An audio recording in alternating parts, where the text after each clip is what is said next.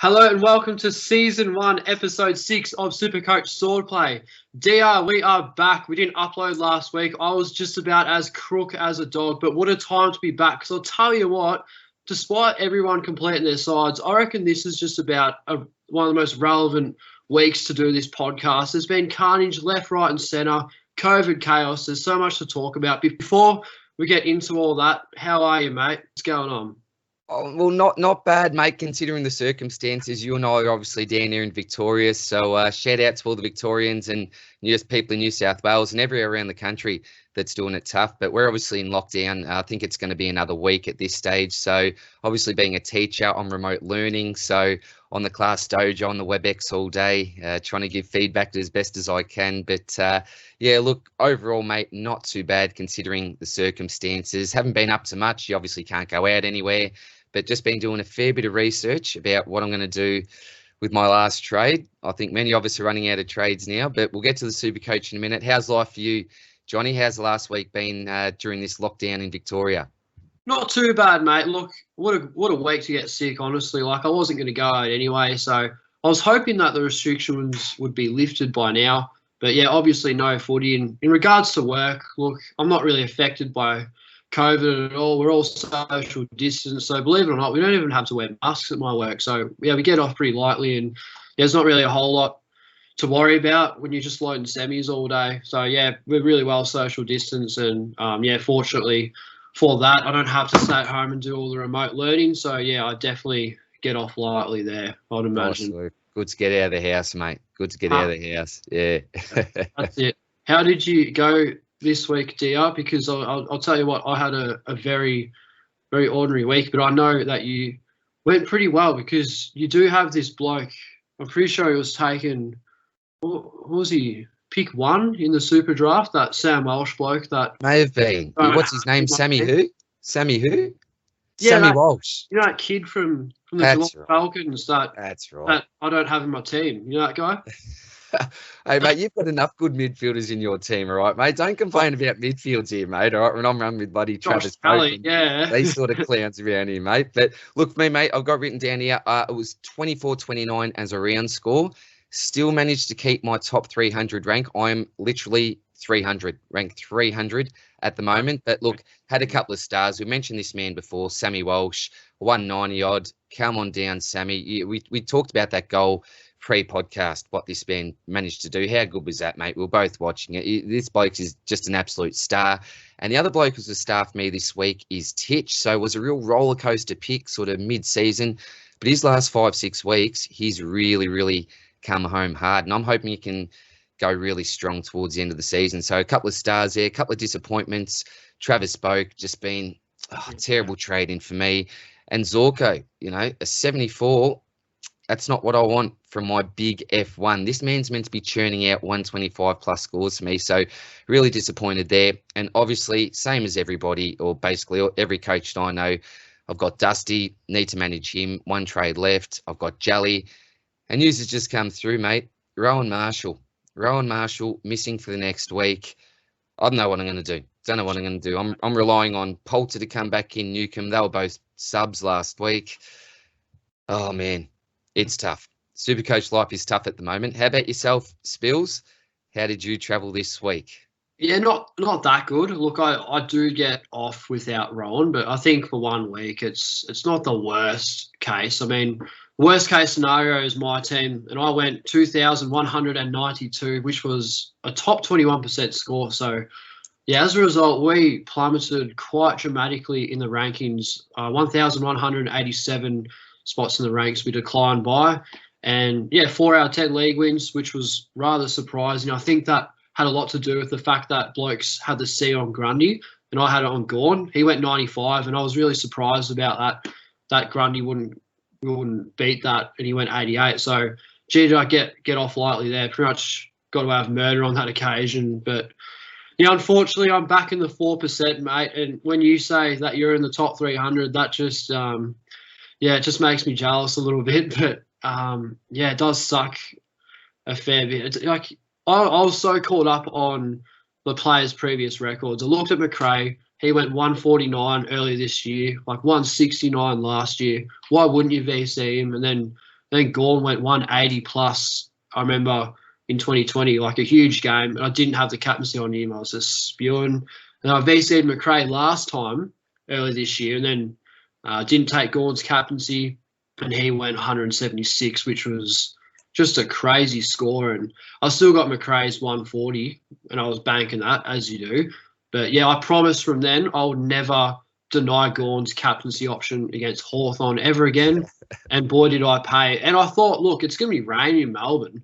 He's going to really benefit from that. We saw what he did against Carlton like a few months ago when it was on a Sunday Arvo. It was pissing down rain in Melbourne. Had a shocking first half. But once the rain come down, the points come up. So with that logic, that's sort of what I wanted to do, but did not go to plan. And I'll tell you what, if Gawn did go on one of those big scores, I would have gone up in the rankings because of that point of difference with the captaincy in a week where it was so hard to nail.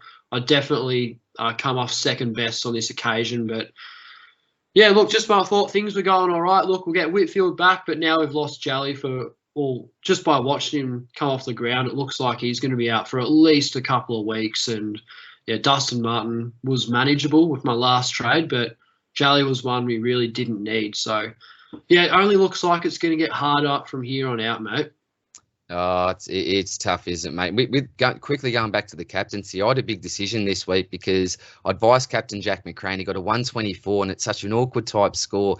And I had originally the captaincy on Grundy, and I thought to myself, look, is it the week to play it safe, or do I go for that 140 plus type score and risk it for an extra 15 points? And I just thought with the carnage that we've already seen this round, I'm just banking it. You know, I think from now on, I'm just going to bank it. Yeah, my thresholds come down for my captaincy. Just with all the carnage that's happened, I may have been a little bit spooked off. There may be other players that are looking completely different to me and going, well, look, this may be a chance to really go up in the ranks if you get your captain right. So I'm not going to take a 120 plus score. I'm going to go for that really big one. So different strategies coming up would be really interesting, I think. Yeah. No, I think you played it really smart there. And you just, it's kind of like reading the room type of situations. Like you look at the players' fixture and you go, oh, look, this is going to be, like you get all these gnarly scores. You're going to get a bit greedy. There's a time and place for it. But this was definitely the week to be conservative. What was your headline this week in a week where it was just about nothing went right except, or you taking that captaincy? What do you have to say for yourself after round 18? Because yeah, there's a fair bit to discuss. Right, I do need to read this because it's a bit of a tongue twister. I've tried to go with some alliteration this week, mate, but it's COVID chaos creates carnage as coaches crumble. Mate, we've already talked about this. It's a big talk in the Supercoach world. Here's a list of names that have gone down in the last week to week and a half. Some short term, others long term. But they're big names in Supercoach, mate. We're not talking about your average Joe here. We've got Green, Mills, Marshall, Langford, Whitfield, Jally, Dusty, Dunkley. These are some big names, and particularly, a player like Dusty in most teams that I look at anyway. So this is a big problem. We're running low on trades. We've just been patting ourselves on the back probably a couple of weeks ago. One more upgrade and I'm full premium. A couple of trades in the bank for injuries. Hopefully I can even use them as a luxury upgrade. Not a chance, mate. Not a chance. If you've managed to avoid this carnage somehow, good luck to you. But I tell you what, this is very, very tough to deal with. The only positive sign is that I think most teams are dealing with something at the moment. You wouldn't find a team out there, I don't think, that's not dealing with any of this, terrible carnage at the moment. So that does give me a little bit more hope, but yeah, not looking good whatsoever. What's your headline for this week yourself, Johnny? Oh, look, mate, you've capped that off so nicely. The use of alliteration there is spectacular. I think you need to remind yourself that you're talking to Spills, not Jared and Robbo. So yeah, that's unbelievable. Puts my headline to shame. But yeah, DR, my headline for this week, mate, is no GWS players ever again. I'm talking rookies. I'm talking primos. There's no chance I'm not having a bar of it, mate, because we saw what happened with Tanner Bruin, got Josh Kelly, Lockie Whitfield, even Toby Green missed a game this week. Of course, it wasn't his fault. There's always one reason or another that these players do not play games. They don't play all 22 is what I'm trying to say. So as of 2022, there will be no GWS players in my squad, and I seriously mean that because I've had a gutful. You done, are you, mate? Mate, I'm almost with you. They're cursed, aren't they? And even when they do get injured, you can't trust the medical staff there. They seem to either tell you stories or not tell you enough. And you're waiting. Sometimes a 2-weeker turns into a 4 or 5-weeker there. They are cursed, mate. So I'm 100% with you there. No more Giants. Let's make a pact now, mate. If you do a virtual, I'll prick my finger with the blood and we'll do the whole handshake thing, mate. Touching, whatever you want to do, mate. Let's just make a pact now. No more GWS players. We're going to save trades by implementing that strategy next year. I think, Johnny, nice one, mate. Unless Nick Dacos or Jason Horn goes to GWS, like, there's no way. Imagine that Collingwood part. But even if like they won't get Dacos, but if they for some reason if they got Horn, like I probably wouldn't have. Kelly could be involved. Just to say, Kelly doesn't re-sign. Yeah, like there you go. There's a situation there, possibly. No, I still wouldn't do it because, well, we saw what happened with Tom Green, like one of the best contested possessions in the land. Why not ruin him by playing him forward and playing him in the twos and developing him? Like, yeah, I don't know what goes on at that club. Like, they are just, Gold Coast, GWS. I don't know why they have the 2 expansion clubs, to be honest. It's an absolute waste of time, in my opinion. But look, speaking of all these things that frustrate us, it's time for you to vent your frustration in DR's rant. Jeez, where do you go this week, mate? How many choices have you got for a rant this week? But look, I'll keep it. It's obviously to do with injuries, but it's not going to be Dusty. Everyone's got him, whatever. It's Josh Kelly. I selected Josh Kelly truly knowing that there's a big chance that he could miss some games of football. It's Josh Kelly, and this is why we don't select him at the early stage of the season, particularly in our starting teams. But he played every game. He was playing well, hitting form, and I thought, no, this is the year. He's going to get through to the end of the season. But unfortunately not. A great man in the Supercoach community, Chizo from Dr. Supercoach, shout out to him. He needed Jelly to go, I think it was a 134 plus, for him to win the weekly round prize, the number 1 score of the week. I sent out, a good luck message at about halftime saying, good luck, mate. Hope you can get there. We're all going for you here. And, of course, what happens early on the 3rd quarter? Ankle injury. He's done. He's gone. He's a relative pod, not a huge pod, but I think about 15% of sides. And when you add this to the carnage that we've already had, like your Dusties and all the rest, it's just the cherry on top for an absolute, I was going to say another word. We can't swear too much on the podcast, mate, but a terrible round, a very, very bad round, mate. But look, I'm not going to keep going because I could be here literally all day with this, mate. But Josh Kelly, you're killing me, mate. Please get up. Please get up. By some miracle, if you could get up this week, surely you can't. The way he looks like he's done for a couple of weeks at least. I don't know, even longer than that. Who knows? But I'll take at the moment a 2-week injury. If it's a 2-week injury, I'll take that. Yeah, I'd be pretty happy with that. But my rant is, mate, Josh Kelly is out. I'll sort of blame myself. I blame the Supercoach gods. I don't know who I blame, mate, but I'm frustrated, mate. I'm frustrated. I agree with you completely there. And we knew from the second that he rolled his ankle against Carlton that this was going to be a little bit of a shamble, to be honest. There was nothing in it, like, at the time. But, with what was to come, we could have seen that coming. And when I saw him get carried off against Sydney, like, he had 2 trainers, like, holding him up. The same ankle that he rolled against Carlton was levitating off the ground, and he was cringing his face. I just thought, he's in a bad way. I'll be surprised to see him for the rest of the season. So, Killer. it's just to have Dusty and Jelly gone in the 1 week is just unbelievable. Like, it's crucial. What do we do? I'm getting rid of Dusty. Obvious reasons. He's going to miss the whole season. Where Charlie looks like he might have a potential of returning late in finals. If I get there, probably won't, like, because of that reason. But that, he's the one that I hold, Jelly. But that's really frustrating, mate. Like, who could have seen this coming? I mean, what do you do, mate? Lots of people in a worse position, though. I must add, if you're someone that's had Mills or Green even last week, it's just super bad luck. And I really do honestly feel for those people. I know I've got a little bit of an advantage last week on those I was going to say blokes, but, you know, and girls as well that play the game. We know Supercoach Mama. Congratulations as well. #1 for M Oh, at the yeah. moment. So, 100%. Shout yeah, out to congratulations. That is, how good is that, mate? That is absolutely fantastic. But, yeah, look, back to Mills and Green, for example. It's just, yeah, what do you do? What do you do? So people are worse off than what I am. So I'm trying not to complain too much and look at the positive signs in Supercoach anyway. 100%, mate. And just on that, like, Supercoach is such a male-orientated game. And I looked at my analytics. I can't even say it, analytics. Analytics. Analytics. Yeah, that one really hurt. That's a buddy throwing myself on the bus. That is a tongue twister if I've ever seen. We all have a Jack Higgins moment, mate. We all have one of those moments. You know. But speaking of which, like, yeah, such a male-orientated game, but to see Supercoach Mama just right up there on top, just putting all us blokes to shame, like, yeah, cracking effort. And if she ever wants to jump on the podcast, just, yeah, bloody jump on, and she could teach us a thing or two, mate, because... Yeah, teach us. Give us some words of wisdom, Em. That would be fantastic. Yeah, tell us how to do it. Oh, DR, it's time for Supercoaches Who. We've got a couple this week. I'll let you kick us off, mate. What do you got for me?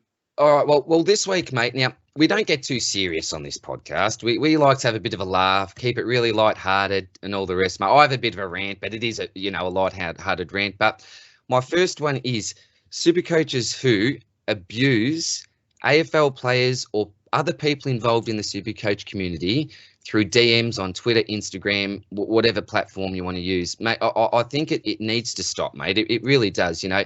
For instance, you know, I know Tim Mitchell on Twitter the other day, he copped a lot of abuse. You know, people are unhappy about not receiving extra trades, for example. And look, I can understand people's frustration. Yeah, I'm in the same boat. I'd love some extra trades. You know, we all would. That's just one example. But some of the abuse that he copped, it's just not on, mate. You know, it's a tough gig. He doesn't make all the decisions there. And at the end of the day, whatever decision was made last week, you cannot keep everyone happy, you know, so stop the abuse. Another one, you know, poor old Mitch Robbo, Brad Hill, these type of blokes, you know, racial abuse and that sort of stuff, you know, with Mitch's kids. It's just disgusting, mate, you know, and I don't think it should be tolerated, you know, and most of these people are, you know, the keyboard warriors that you don't even know who's behind the profile, you know, they're anonymous, you don't even know who they are, but it's just starting to get to me, mate, and it's not fair on these people that put a lot of time and effort into what they do, whether or not you're a player, you're a commentator, whoever you are, mate. You just should not cop abuse from, you know, anonymous and random people. They're cowards, I think, mate, and I'm just completely off that at the moment. So shout out to Timmy for all the great work that you are doing, mate. Whether or not you agree with him or you don't, it doesn't matter. You know, there's no room for abuse here. And, you know, when it comes to the racial stuff, very quickly, I teach at a school where I've got over 15 different cultures in my classroom. In the one classroom, we're talking here from, you know, the Philippines to Iraq to Nepal to wherever, mate. You know, I won't go through it. It just annoys me because they're some of the most beautiful people that you'd ever meet. You know, we shouldn't be pigeonholing any particular race into one thing. That's one thing I've learned, particularly being a teacher and getting to know people from so many different cultures from around the world, is that although people are unique, that's something we need to celebrate people's uniqueness. You know, I'm going to stop there, mate, because it's not, you know, it's not a podcast about this, but just want to put that one out there, mate.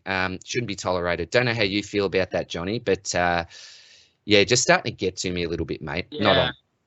There's no need for it. We got no time and place for it on here anyway. And when I see stuff like that, I sort of shake my head. Like, it's not even the racial things as well. It's the off-field stuff. Like I know, I'm pretty sure Nathan Buckley received heaps of criticism. Like with the old Collingwood thing, when he stopped coaching and stuff. Like, it's not really his fault. Like, he can't. It's only so much he can do as coach and because, yeah, Robert Harvey's doing such a good job as well. So, like, you kind of just think to yourself, like, imagine how they would feel. Like, this is one of the main reasons I reckon I'd hate to be famous, because I'd be too scared to put myself out there. I'd be like Dustin Martin, where I just really keep to myself and I shrug off all the media because I don't want anyone to get the wrong idea or bag me out, and I'd be terrified to do anything. So, you know, I do feel a lot for those people, and if you are one of those, yeah, one of the people that do message AFL players or or super coaches who are seeking extra trades, and you're complaining to all the Herald Sun people, like, yeah, just get a grip. Like, they're not gonna listen to your stupid message and go, yeah, no worries, we'll do that. Like, it's just not gonna happen. What's your end game? What are you trying to get out of it? You're just ruining their day, and it's not doing anyone any favors. So yeah, there's no time and place for it. I've never done it. The only time I've ever messaged an AFL player was because I was a fan. I think I messaged Ridley a while ago saying, like, yeah, I love your work. You're a great player, one of my favourite players. And I messaged, I think, JL a couple of years ago when he was really a pod, and I went, look, if you reply this message, I'll start you in my squad. So a bit of banter is okay. But when it gets a bit, what's the word, political and racial, I think there's just no need for it. That's all I really have to say about it. But when it comes to being famous, just quickly, mate, you're getting recognised in toilets in Bendigo, mate. You might be underselling yourself a little bit there. Nah. You're the bloke who's nearly got 3,000 subs, mate. Look, it's only. I'm not there, mate. And we know about that Hungry Jacks incident on the Friday night of who was it, that Zach Bailey, who kicked that goal. It's the Collingwood Brisbane game. Yeah, rip up. One of the best experiences of my life, that game, mate. Like, that was, oh man, the Lions chant coming down the MCG, down the ramps there.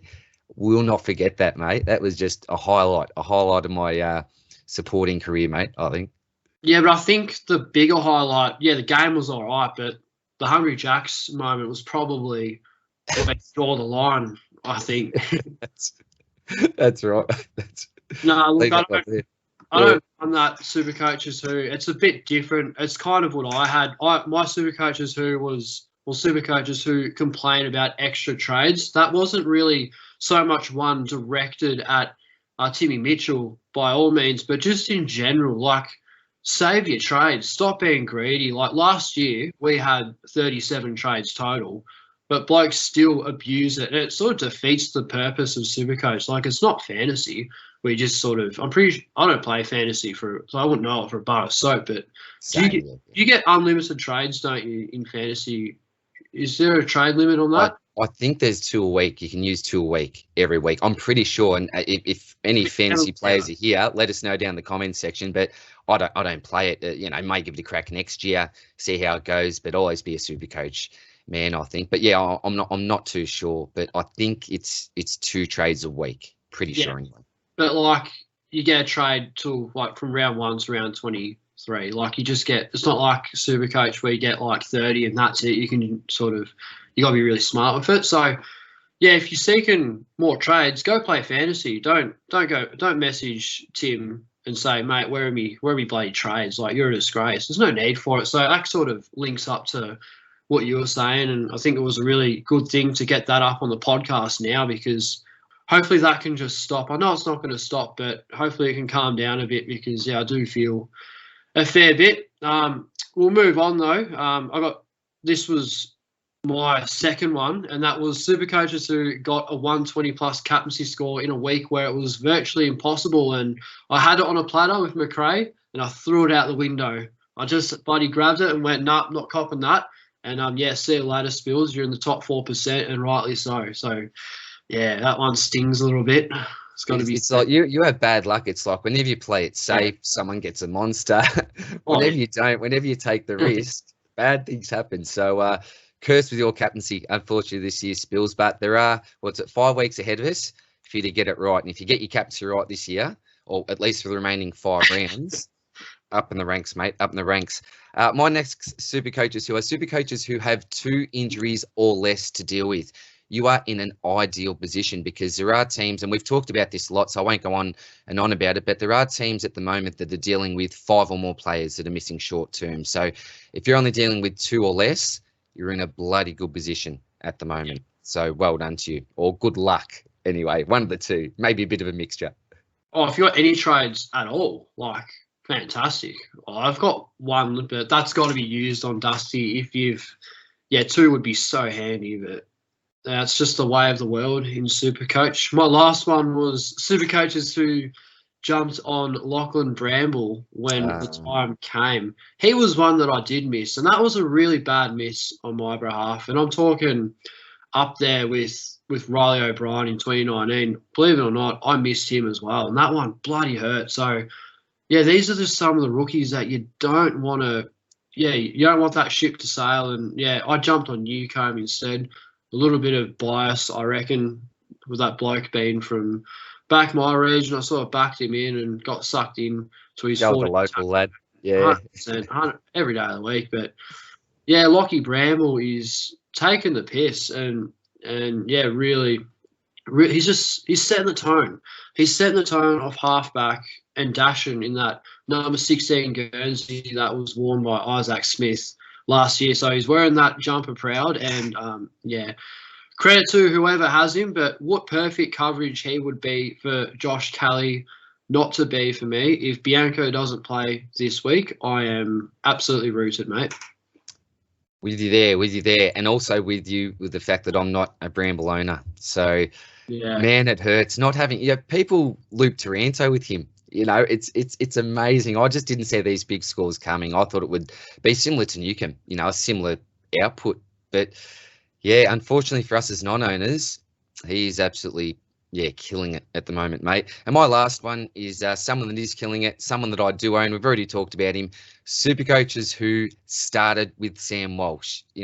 I was really keen on him. I didn't actually start him myself, but I did put out a video pre-season recommending him, talking about why I think he could be such a great pick. And this was a little bit of a risk because I wouldn't call it a breakout pick, but I would call it a breakout Uber pick. He'd already broken out. We'd already seen really nice average from him. But if we were starting with him this year, we're looking for him to really spike his average. And he's done it this year, particularly his last month of football. He's just been phenomenal. Luckily, I got on him really, really early within the first 4 rounds. So I've enjoyed having him for the majority of the season. But yeah, if you started with him from round 1, congratulations. That was a super, super selection. And even next year, is he going to be a must-have? Depends on how he finishes off the season. Wow, he's going to be, very expensive 2022 starting selection. So if you started with him, awesome work.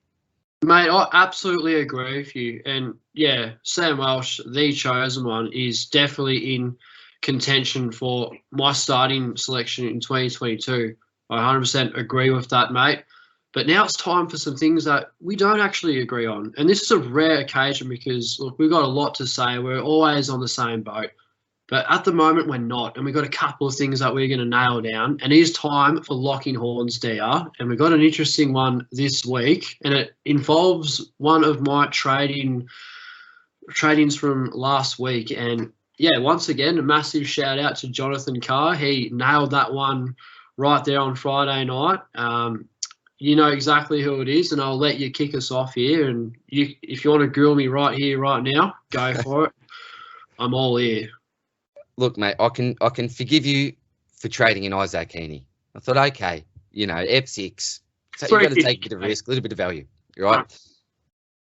But this week, you trade in none other than Jaden Stevenson, a man that, hey, last week looked like $1 million. $1 million.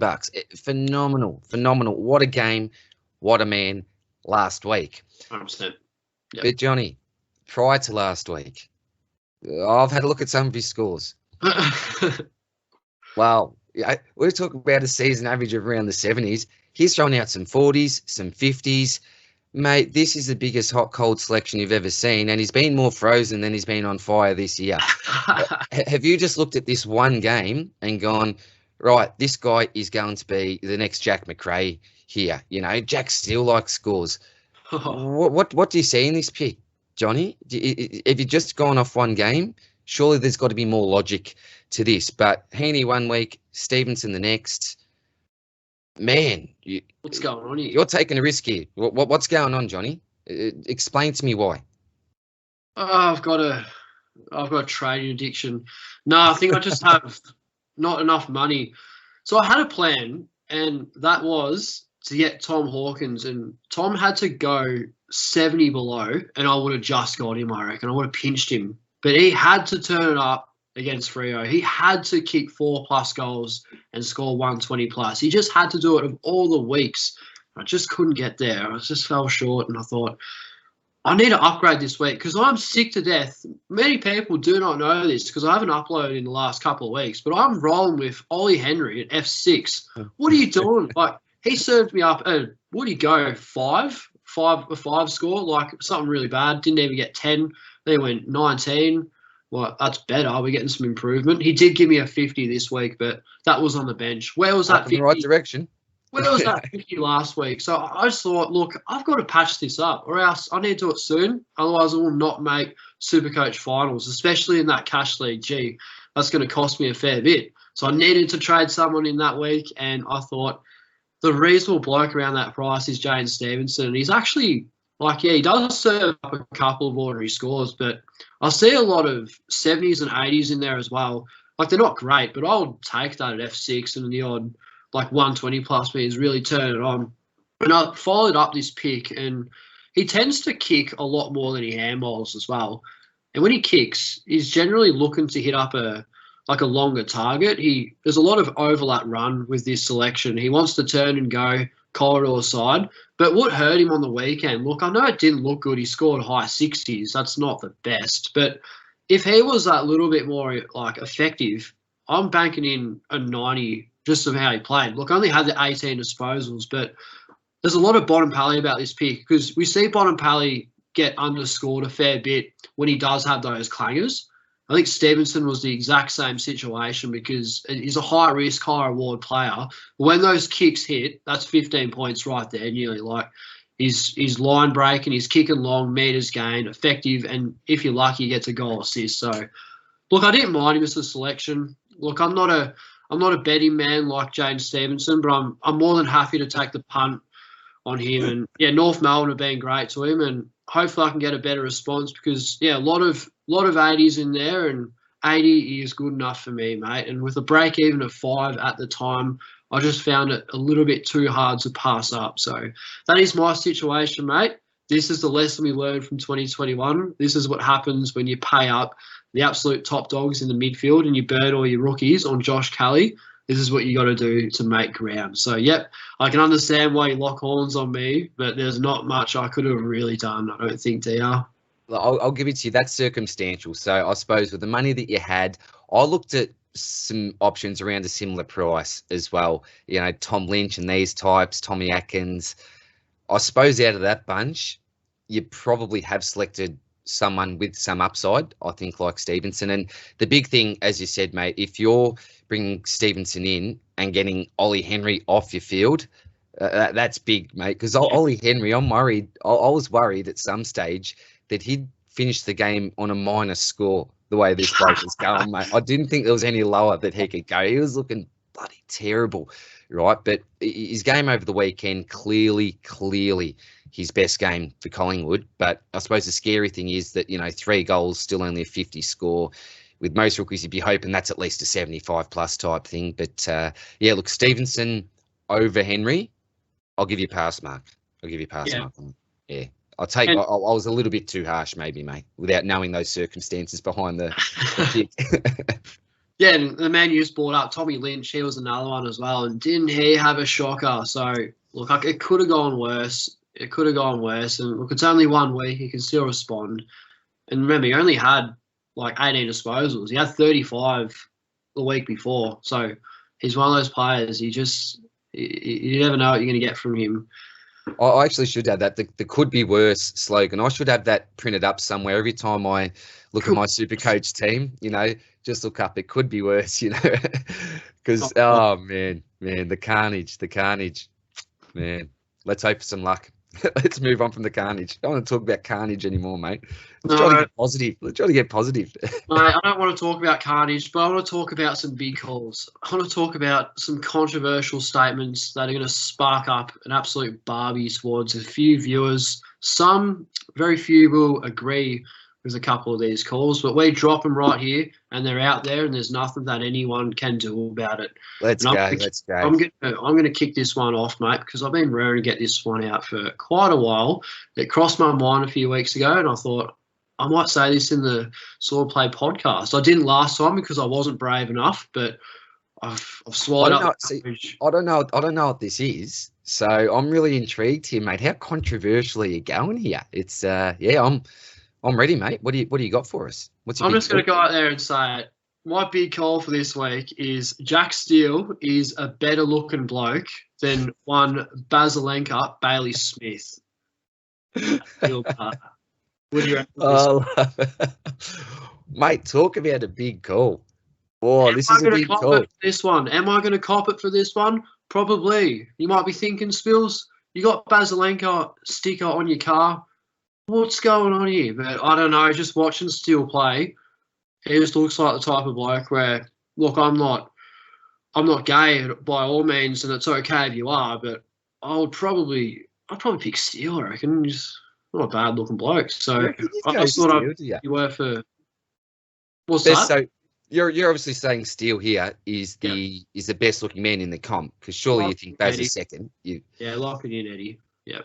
I'll tell you what, that is a massive call, mate. That is a massive call. It is very, very hard to go past a great Basilenka. Oh, he's been doing it really well for a really long time, but I think ever since Steele cut off those locks, he just looks reasonable. He just looks like a very vanilla sort of, but a guy who doesn't try too hard to impress. That's what I like. He doesn't try. He's not a big Instagrammer, is he? Or he is? Is he involved in Insta? A regular poster, or?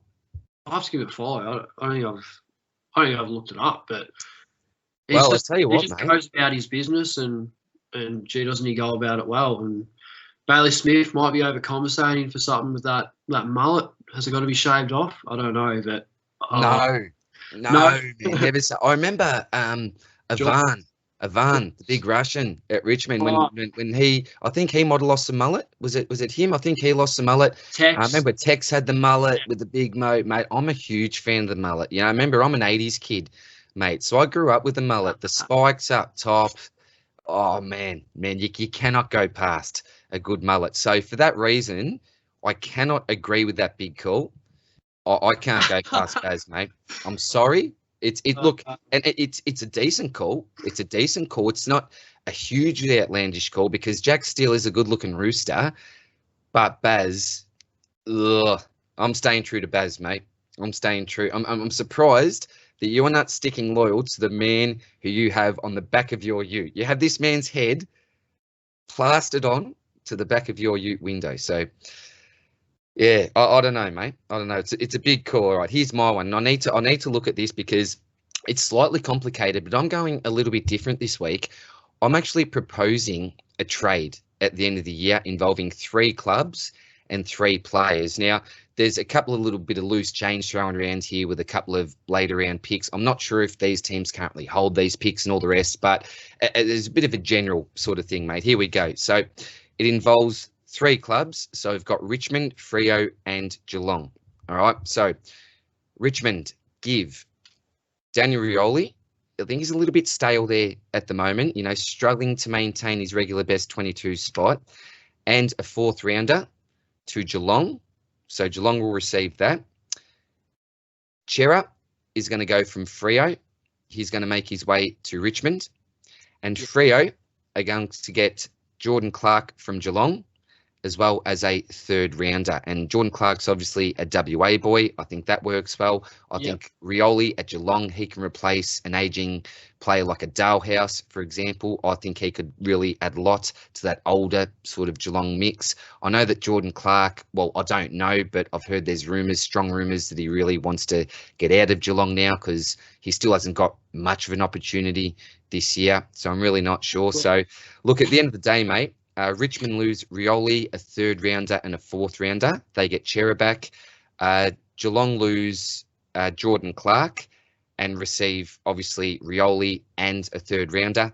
And Freo, they lose Chera, but they receive Jordan Clark and a 3rd rounder from Richmond. So I think that it could make sense. I've heard big rumours that Chera may be looking to head to the Tigers next year. So just a few players that may be looking to leave. The only thing with Rioli, his cousin's there now. So will he want to leave the Tigers? I'm not too sure. Yeah. I think he's a Tigers man through and through.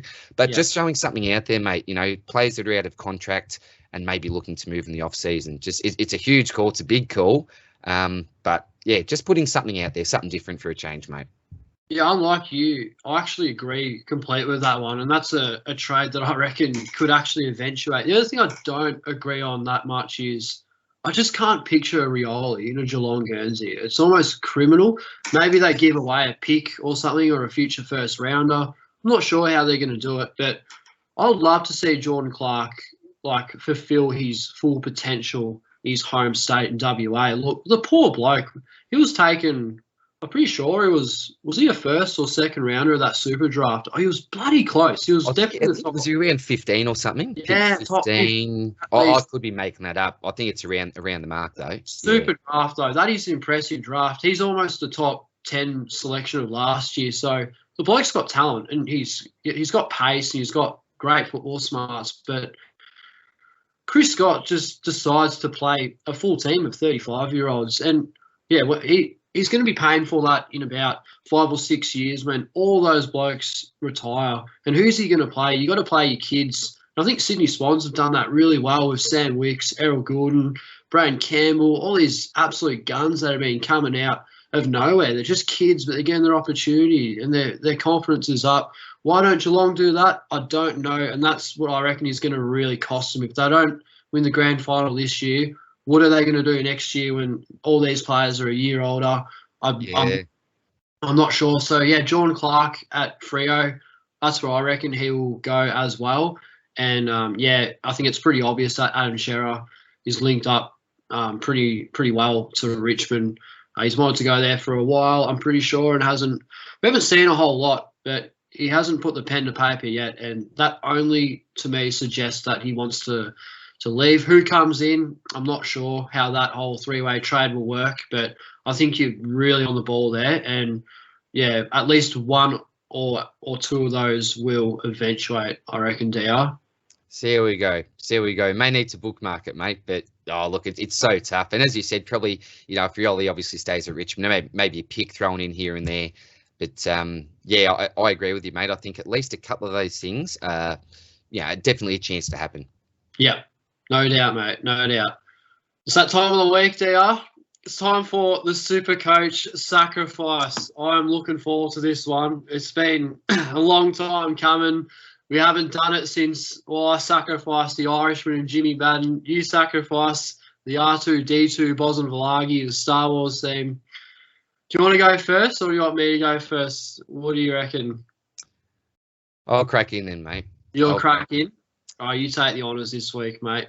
Yeah, I'll tell you what, mate.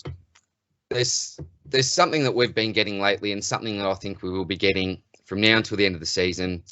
And that's a lot of donuts. And this is a gift from the Supercoach gods. So this week, mate, I'm going a little bit controversial because I tell you what, and this should be my rant, Spills, because I've been overly nice to the Supercoach gods. I'd go as far as saying that I've bent over backwards for the Supercoach gods. Some of the items that I've sacrificed, I've cooked for them. I even tracked down Lachie Neale's Brownlow. The lengths that I've gone to provide for these supernatural beings that decide our Supercoach fate. It's like a charity case, mate. It's extraordinary, Spills. It is extraordinary. And do you know what? There is not much more that I can do. So do you know what? I'm sick of being nice.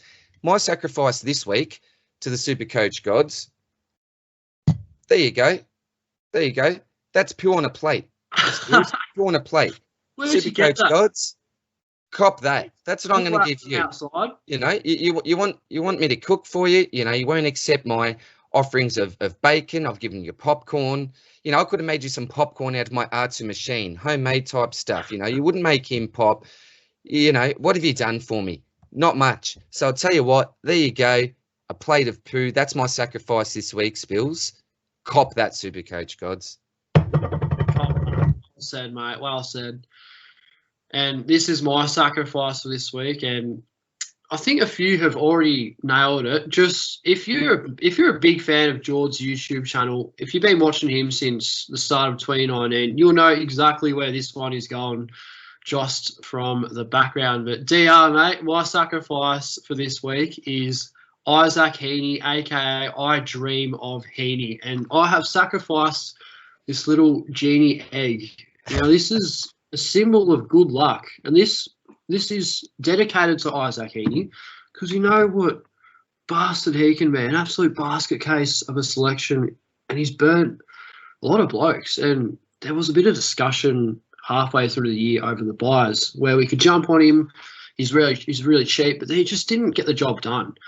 But DR, I picked him up for 350k. Last week he gave me a 91, and this week he gave me, I'm pretty sure it was an 85. So, mate, I'm taking that every day of the week, and he's got keeper potential written all over it. It's very late in the season, so the risk is pretty slim of him getting injured. Probably going to get injured now that I said that, but yeah, I just thought I would sacrifice this little egg, and yeah, I really like this. It's quite a nice looking. I'm not it is, to be honest. I just my landlord gave it to me. I told her, she know what the hell it's. I was like, look, we do this Supercoach sacrifice segment. I need something to do with Adrian Genie, and she's going, what? So, but anyway, she's given me this egg, and yeah, I've sacrificed it today, mate. And yeah, quite happy with that one, I reckon. It was very hard to find a Genie background without the actual chick laying on the couch, which wouldn't be too bad either. But, mate, this is my temple this week. I've kicked her out, and, yeah, I'm just going to sort of kick back. I'm not even going to get rid of the screen. Like, I'm just going to keep it for... You're staying there, are you, mate? You're staying there, are you? Very nice. Well, what did the landlord say when you're talking about making some sacrifice looking for eggs? You know, I'm surprised she didn't give you the eviction notice and go, look, mate, it's been nice knowing you. Yeah, no offence. I don't want to get in your bad side here, but please forget this address and kindly take out your belongings. I'm getting a little bit scared. Yeah. Is all the cutlery still in the drawer, or have they been removed? Oh, it took some explaining.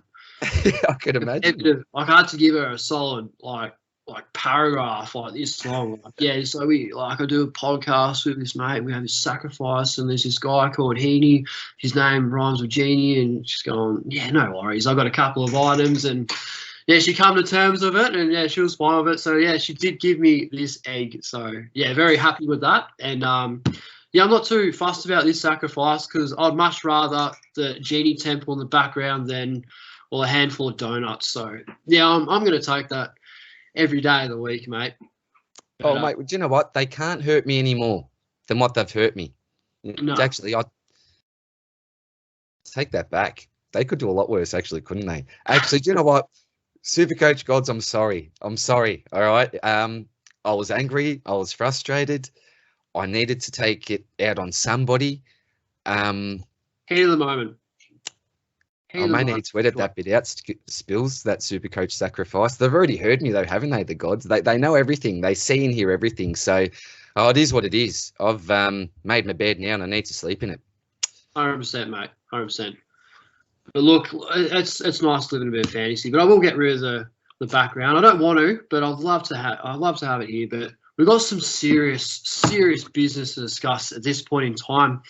The joke's end now, and it's time to discuss this dickhead called Dustin Martin, the bloke that we jumped on in round 2. Why did we do it? What a point of difference that would have been if we didn't go there, but we did, and we got to discuss it. So I'm going to let you kick us off with this because you're the one that come up with this idea, but this is for our trade targets, but there are no trade targets because everyone sort of completed their teams and there's no rookies either. So this is a bit of a special trade target segment dedicated 100% to Dusty, where we'll be picking, we've got a player at 400 to 450k. Which one would you go? A player from 450 to 500k and then 500 to 550k. DR, what is your first trade target? We'll start from the lowest, 400 to 450k. Who is the guy that you would recommend to blokes who are not sure what to do with Dusty and have a very, very low salary cap, mate?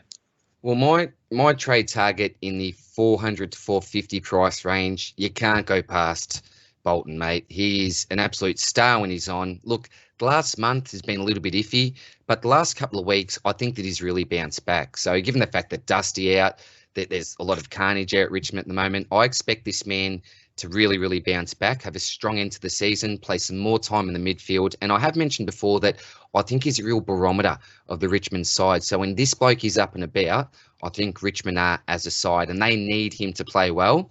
And I think that he will. So at that price range, cannot go past Shea Bolton. How about yourself, Johnny? 400 to 450, where you going? Yeah, D, I tend to agree with you there. Mine is also Shea Bolton because, well, matter of fact, I actually am trading him in this week, so it's rude not to have him there. He's the clear one, 420k. He hit his break even, had a break even 107, and he scored 107. So now it's down to 60. So this is the week to get him. I trade him in. I bank 40k. Doesn't do anything for me, but I'm very happy to have him there at F4. I'm pretty sure. So yeah, that's not too bad. 450 to 500k. What is the first bloke that you think of? Who comes to mind there? Who's your favourite there? I can't believe I'm saying it, to be quite honest, mate.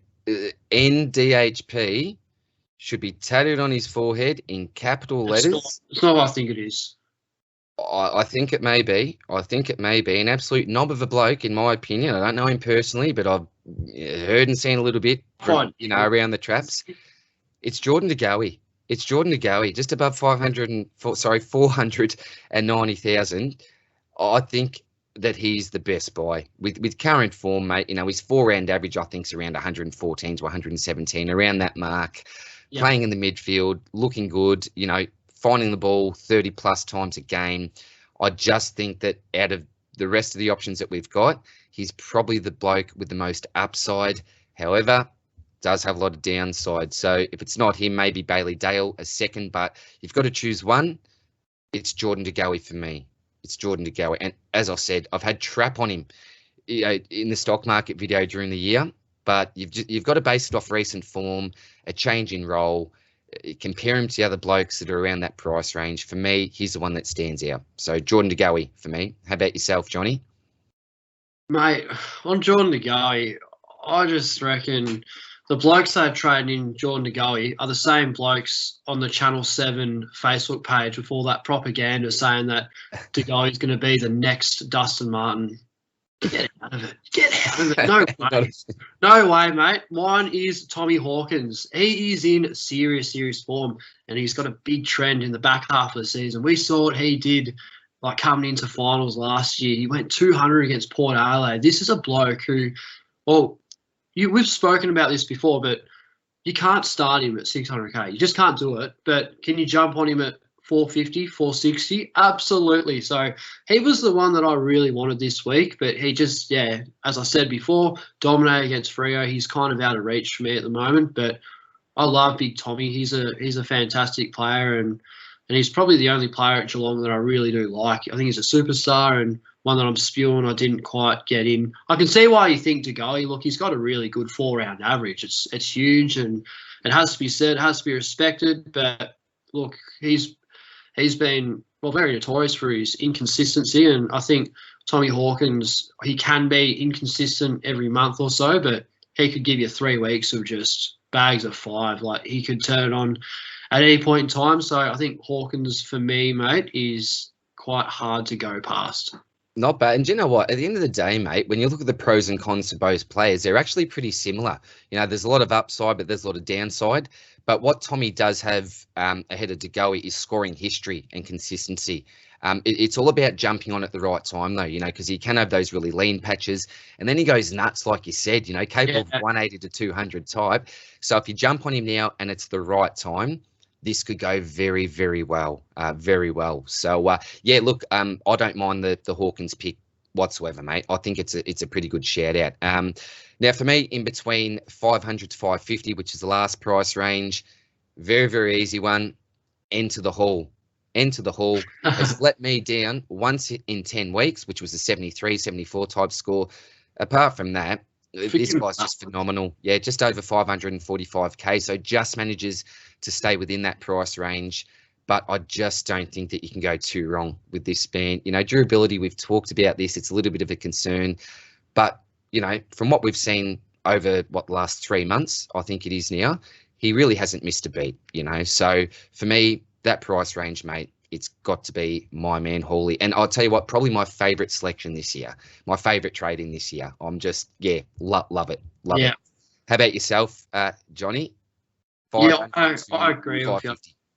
Yeah, I agree completely. I've got Aaron Hall as well. Look, he's been a super selection. I did pay overs for him, and if I was ever to pay overs for anyone in the forward line, it would 100% be him being a superstar. And yeah, well, I love about Aaron Hall is something that you've pointed out, but not only gets the 1-2s, but he gets the 1-2-3, just keeps going. He's got so much legs. He just runs and runs and accumulates quite well off half back, and it's actually enhanced his durability to the point where you ask yourself, could you pick him next year in defence? I'm not sure.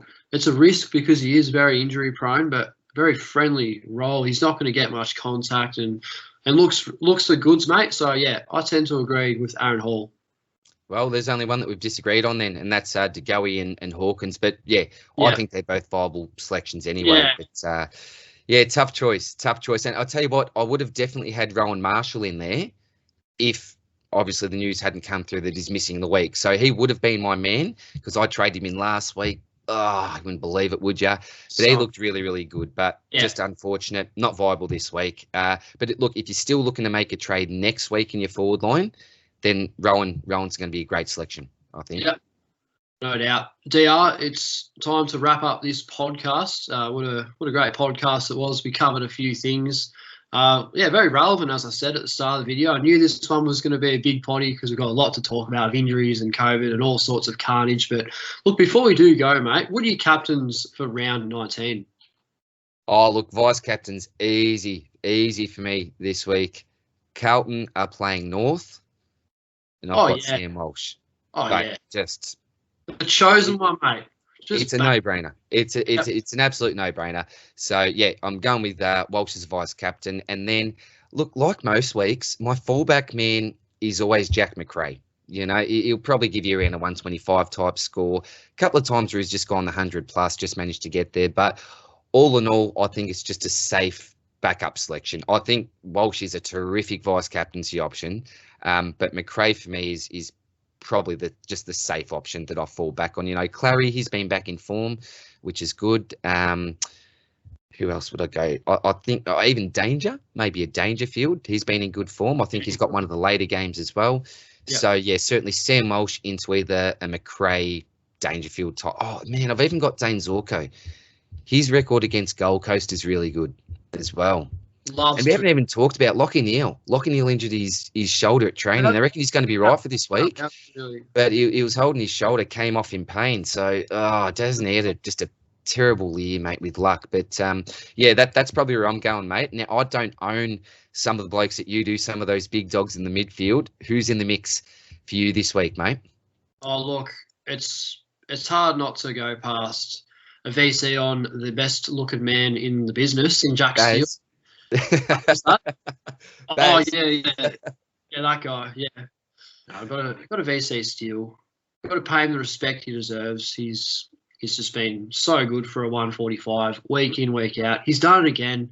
George VC'd him. I bring him up again, but he just does everything right. George, he's an absolute superstar. But Jack Steele is my VC on the Saturday night, and then if that one doesn't go through for some reason or another, and I don't know how it could possibly go wrong, but we'll just chuck the sell on Bonampally, who hasn't been in the best form, but he's so due for a good score. It's only a matter of time before he gets back in form. Hopefully he clicks in a gear and responds when I really need him. But those are my two big boys for this week, and that's probably who I should have had the VC and captaincy on for over the last week. But yeah, you live and learn, and I won't make that mistake again, mate.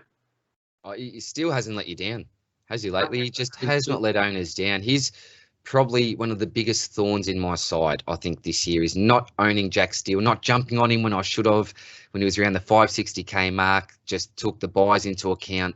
And yeah, I wish I had that back. I was too buy focused, but you can't have them all. But yeah, I like Steele into Bont, mate. I think that makes a lot of sense. Yeah, nice work. Yep. DR, as Dylan Buckley says, it's been good. It's been real, just hasn't been real good.